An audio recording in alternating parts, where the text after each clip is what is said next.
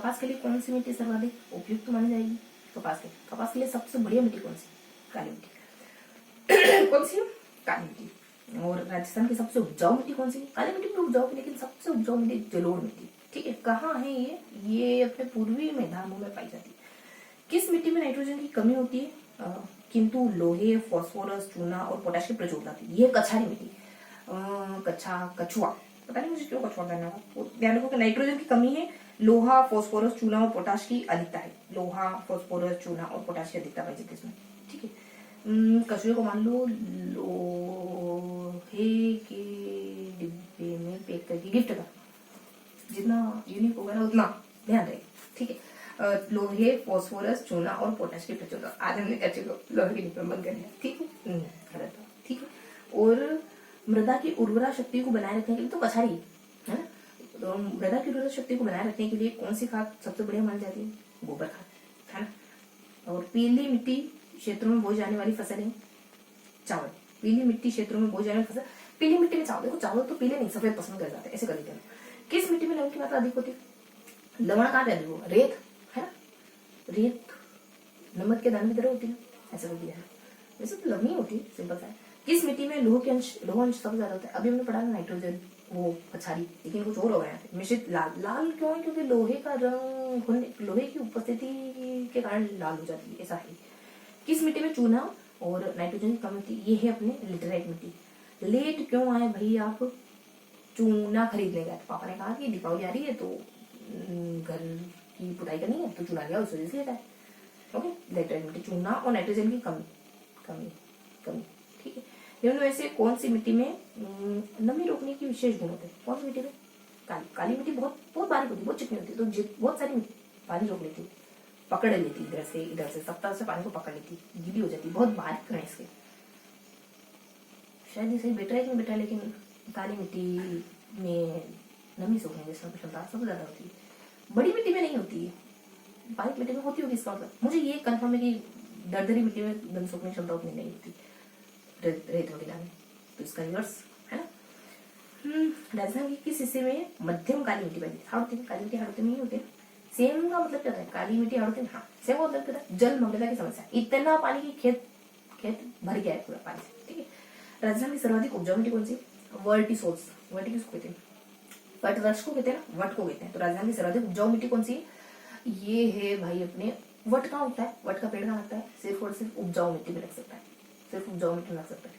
तो आपको वट वृक्ष लगाना है आपके घर के आंगन में, तो पहले मिट्टी उपजाऊ करो, ठीक है, और माहौल भी। अब हम अगले कितने हो गए अपने, ये क्वेश्चन हो गए अपने 30। अब हम 8 क्वेश्चन और करेंगे। कितने? 8 क्वेश्चन और करेंगे। तो हाँ, तो राज्य सरकार द्वारा वन एवं वन्य जीवों के संरक्षण के लिए दिए जाने वाले अमृता देव पुरस्कार की शुरुआत कब होती है? और से ध्यान रखिए, कुछ हो जाए।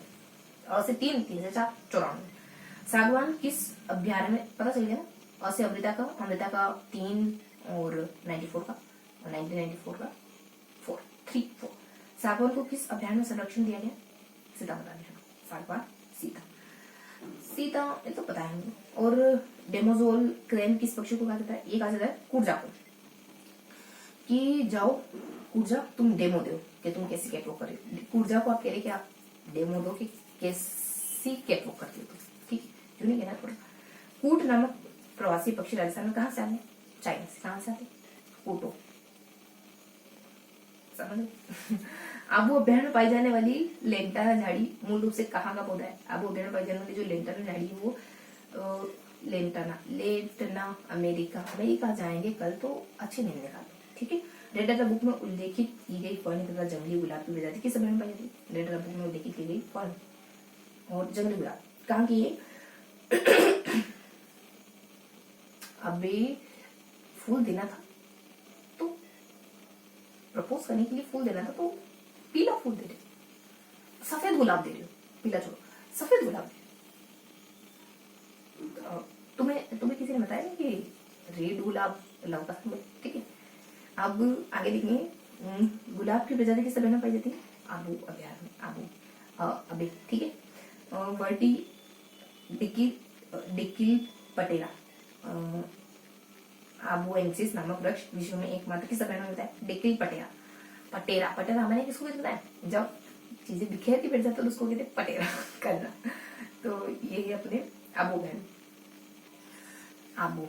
अभी समेटो ये सब, ठीक है। पटेरा का टिकॉन दे दो। आबो बहन पाए जाने वाला वृक्ष स्ट्राबिलेंथस कैलोसस 6-7 वर्ष में केवल एक बार फूल लेता है। स्ट्राबिलेंथस, और वह वर्ष समृद्धि का माना जाता है। और इस वृक्ष को स्थानीय भाषा में क्या कहा जाता है? स्ट्राबिलेंथस। स्ट्रो यानी पाइप, कारा, वो पाइप कैसा है? काला है, काले कलर का है। तो शब्द जोड़ो। अब उद्यान में पाया जाने वाला जो वृक्ष है वो ये वृक्ष है, नाम है स्ट्रा, 6-7 वर्ष में केवल एक बार फूल देता है, और मतलब थोड़ा जिद्दी किस्म का है, वर्ष समृद्धि का माना जाता है। और इस वृक्ष को स्थानीय भाषा में कहते हैं कारा कहते हैं। ये आपको सीधी बात। ये था क्वेश्चन। आपका क्वेश्चन रहेगा कि सागवान के वृक्ष कहाँ उगते हैं, ठीक है। तो मिलते हैं सही अगले सेशन। तब तक के लिए हंसते मुस्कुराते रहिए, दिल से पढ़ते रहिए, ठीक है। मिलते हैं अगले सेशन। जय हिंद।